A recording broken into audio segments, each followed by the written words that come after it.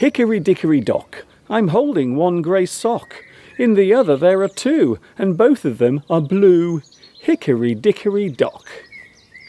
Did you enjoy my little poem? Welcome everyone to another Full English video lesson coming to you from England, which happens to be the birthplace of Cadbury chocolate, Bakewell tart, Yorkshire pudding, and my favourite, Spotted Dick. And of course the English language, which is the reason we are all here today. So, take a deep breath, open a few windows, make a nice hot beverage, because today's Full English lesson is going to start right now.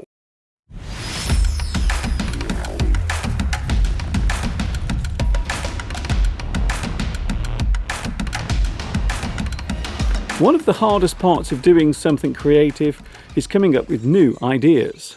Figuring out new ways to do something or finding new angles on which to focus can really leave you in a spin.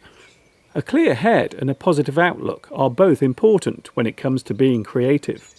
Sometimes those new ideas do not come easily, so you have to put your thinking cap on. That's a great expression. If you are stuck for an idea, then you might have to put your thinking cap on. You will need to come up with a new idea. You will have to rack your brains. To rack your brains is to think long and hard about how to do something that seems impossible. I've been racking my brains all day over how to make some extra money. If more than one person is involved with the new ideas, then it might be easier to come up with something. They say that two heads are better than one. We need to put our heads together and try to solve this problem. Sometimes it is not possible to come up with any solution or new idea. There is nothing in your head.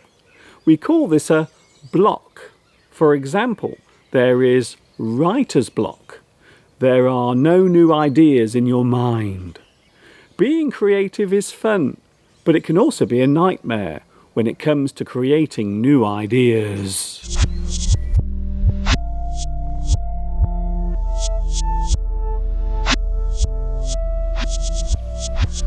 You may have noticed that I love English. Some of my favourite English words happen to be the smallest and the most commonly used.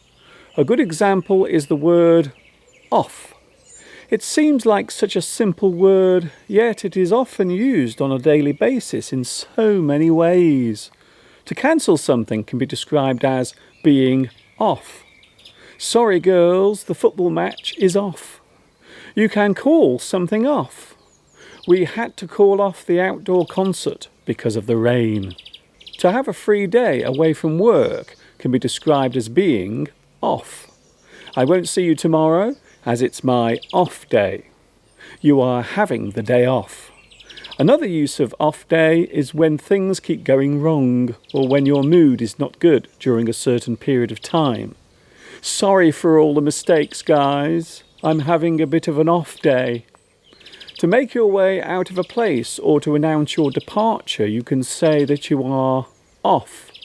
Okay guys, it's 5 o'clock. See you tomorrow. I'm off. If something that is perishable has gone past its best, then we can say that it is off. Don't drink that milk. It's off. This salmon smells awful. I think it's off. If something has been disconnected from its power source, we can say that it is off. The TV isn't broken. It's off. Talking of which, I'm off over there. It's time to do the next sequence.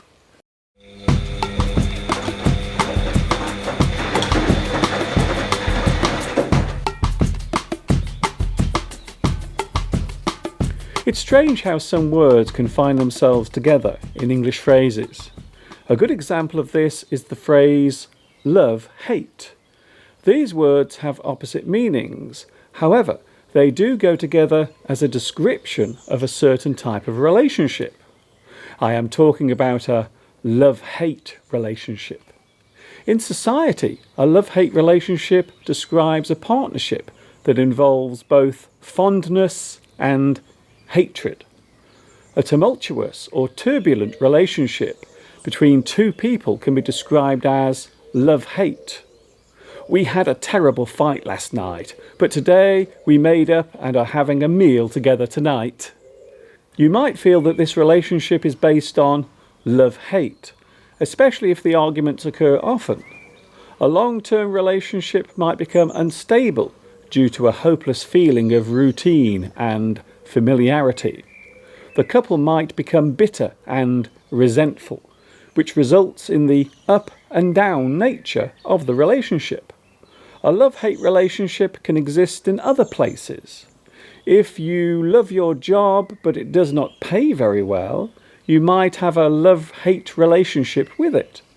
You might have a love-hate relationship with your boss. There are some good days and some bad. You have mixed feelings. You have the feeling of both love and hate.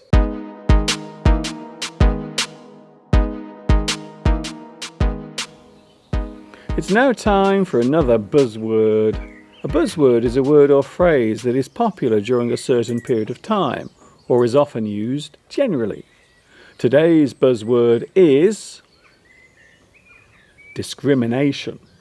The word discrimination is a noun that names the unjust or prejudicial treatment of different categories of people, especially on the grounds of race, religion, gender, sexuality, or age. The state of prejudging a person based on their differences. To show prejudice towards someone because of their differences is discrimination. You can't dismiss me because I'm a Muslim. That's discrimination. To hold bias towards one or more groups of people around you in everyday life is discrimination. You act on a grudge against someone because they are different from you. This is defined as discrimination. The word can also name the ability to define what is high quality or good taste. Your discrimination picks out what is worthy. The verb form of discrimination is discriminate. You discriminate between two or more things by making judgments. To discriminate is to be prejudiced. You display prejudgment. You are biased.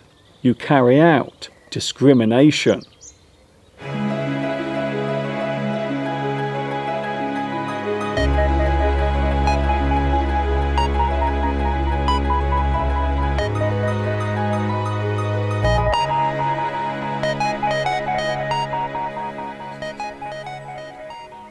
What do you want and what do you need?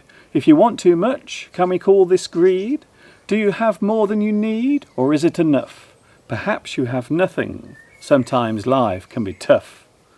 There is a fine difference between the things you want and the things you need. To want is to desire. It is an urge to satisfy that desire. To need is the instinctive response to nature's call for survival. It's the need to survive. What is necessary to survive is your need. The obvious things needed for survival are food and water. They are your basic needs. Without these, you will not survive for long. Of course, want can be classified as need too. However, we often see want as a more selfish emotion. I need food. I want a nice new car to show my neighbour. Furthermore, the dilemma of what money is creates quite a paradox. We need money to buy food, but we also want money to support a comfortable and some might say wasteful lifestyle. Want is often seen as a selfish emotion. Need comes from your basic necessities.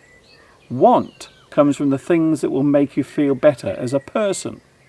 Need comes from the basic survival instinct to make it through the day without starving to death. Need and want might have similar definitions, but they are often seen as belonging to very different urges.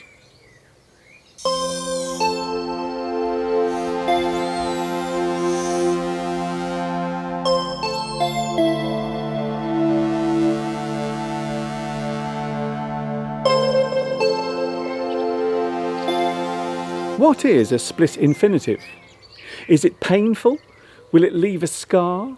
Well, first of all, having a split infinitive is not an injury, although it does sound like one. In English grammar, we name a certain grammar error as a split infinitive. An infinitive in English grammar is the use of the word to with a verb. While there are no grammar rules that prohibit split infinitives, many English experts strongly disapprove of them. An example of a split infinitive is the classic, to boldly go where no man has gone before. The word boldly and go should be the other way round. It should read, to go boldly where no man has gone before. In writing, this looks more dramatic, but when spoken, the split infinitive sounds better. So while the use of a split infinitive is technically incorrect, you might only find the most pedantic English teachers picking you up on it. To pick someone up on something is to correct them by pointing out their mistake.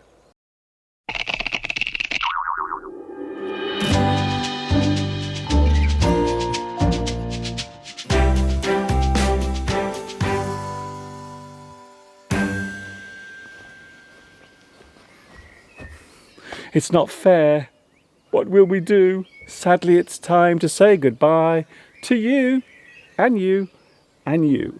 But never fear, because I will be back here very soon with another delve into the fascinating and sometimes confusing world of English. Don't forget to hit that subscribe button and activate the automatic notifications so you will never miss another one of my English lessons, whether it be a recorded one or a live one. You'll be right here with me. This is Mr. Duncan in England saying thanks for joining me today. Take care, enjoy English, and of course, ta-ta for now.